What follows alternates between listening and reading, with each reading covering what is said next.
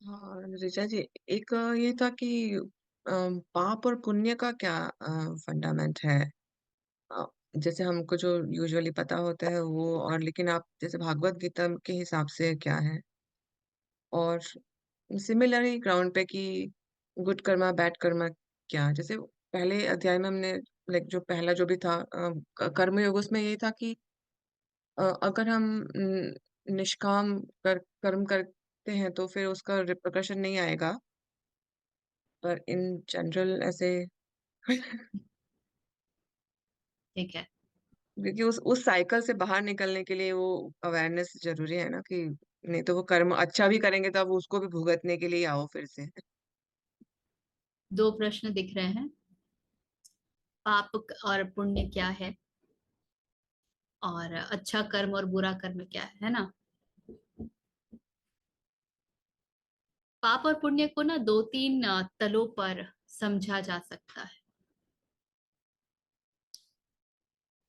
पहला तो ये कि जैसे ही आपने कोई कर्म किया, वो कर्म आपके लिए एक रेसिड्यू छोड़ता है या नहीं छोड़ता है। रेसिड्यू माने कुछ भी बैगेज। और वो रेसिड्यू तभी बचता है, अवशेष तभी बचता है, जब हमारे पास अहम भाव बचा होता है। यदि कार्य अहम भाव से हुआ है, चाहे वो इतना सा क्यों ना हो, जरा सा क्यों ना हो, किंतु यदि जरा भी अहम भाव है ना, तो उसके अवशेष अवश्य बचेंगे। अवशेष बचने का अर्थ है कि आपको याद रहेगा कि आपने वो किया था। आप कहीं पर उसको गिनोगे, उसकी चर्चा करोगे, so you will carry it with yourself. तो अवशेष का अर्थ ये कभी नहीं होता है कि सिर्फ नेगेटिवली वो आपको हॉन्ट कर रहा है कि मैंने क्यों किया, oh my god, guilt, shame, anger, depression. No, even a seed of thought of it, if it is left, तो अवशेष बच गए। Okay? And the thought can be something that gives you pleasure, and the thought can be something that gives you pain. तो आप द्वैत में ही रह गए, प्लेजर पेन डुअलिटी में रह गए। आपने उस विषय के बारे में सोचा और आपने आनंद उठाया सोच करके, और या फिर आपने उस विषय के बारे में सोचा और आपने कष्ट महसूस किया। तो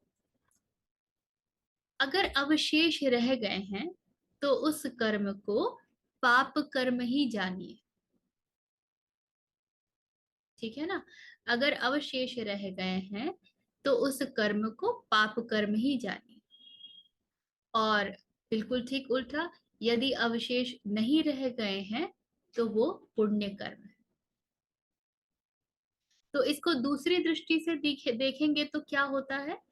हर वो कर्म जो आपको कृष्ण से दूर करता है, वो पाप कर्म है।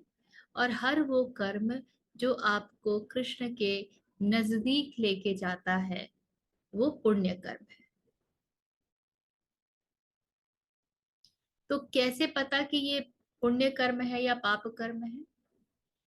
सीधे सीधे कर्म फल के सिद्धांत पे चले जाइए, कर्म योग के पास चले जाइए जो कृष्ण कहते हैं।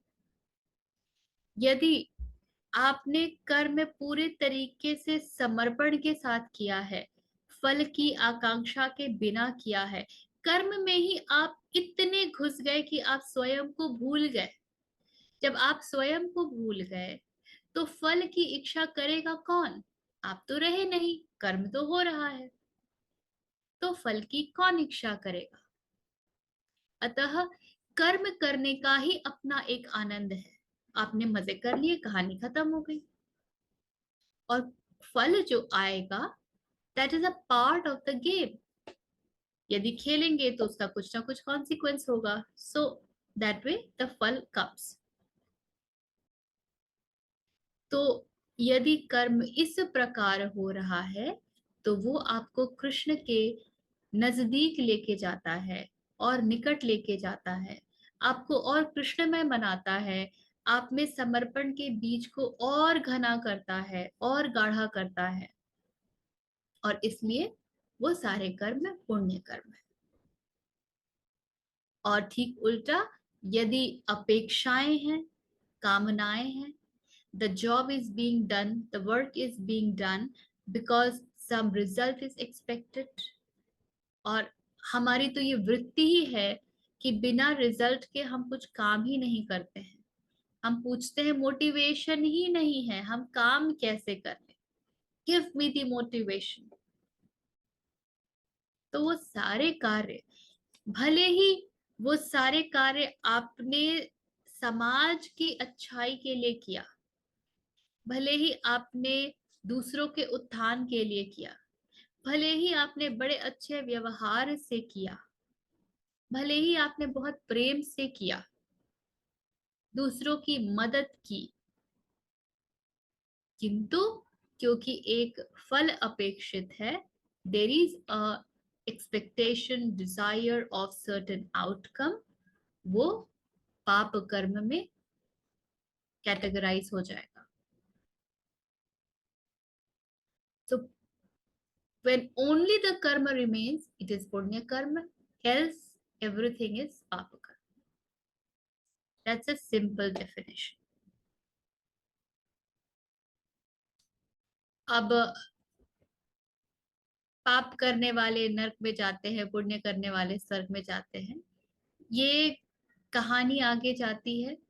एक, आपने जब कर्म किया, जो आनंद उठाया, वो ही स्वर्ग है, ये जानना। आप उसकी अपेक्षाओं में जले, आपने उम्मीदें लगाई, एक्सपेक्ट किया, कुछ रिजल्ट चाहिए, उस उस पूरे दौरान डिड यू एक्सपीरियंस गुडनेस, और did you felt that it's painful?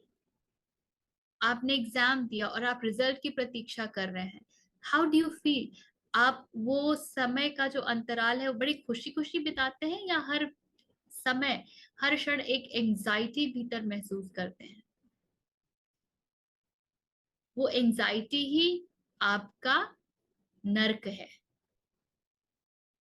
This is one दृष्टि। सो यू गेट द कर्म फल immediately. The moment karma is happening, you are automatically getting the fal also, either the bliss or the fear, anxiety, and all that. And then, yes, there is the energy realm, or which we call as Svarganark, and then there are classifications of all that. That's a different ball game altogether. Does that clarify, Paparu? Yes.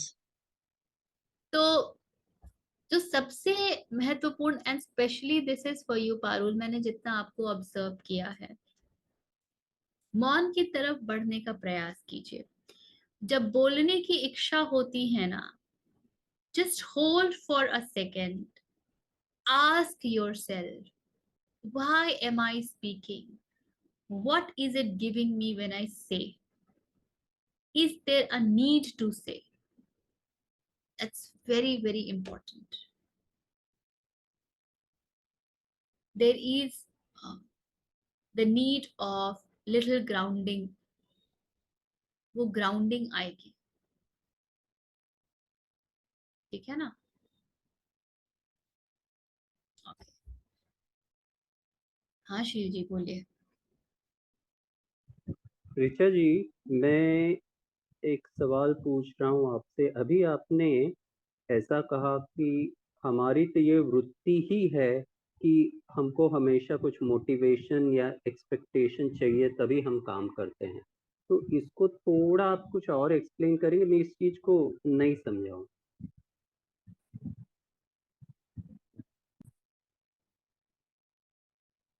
बचपन से अपने ऊपर नजर डालिए, कभी भी कुछ किया है सिर्फ करने के लिए? रोए हैं क्योंकि भूख लगी है, अटेंशन चाहिए, भोजन चाहिए, अपनी इच्छा का खिलौना चाहिए, माँ बाप की बात को माना है क्योंकि पता है कि अगर उनकी बात नहीं मानेंगे तो भाई वही तो करता धरता है, who will feed me, who will take care of me, and life has gone like that. And then जब काम किया है तो we have expected recognition, power, money. पूरे L&D गेम तो इसी पे बेस्ड है ना, मोटिवेशन थ्योरी पे।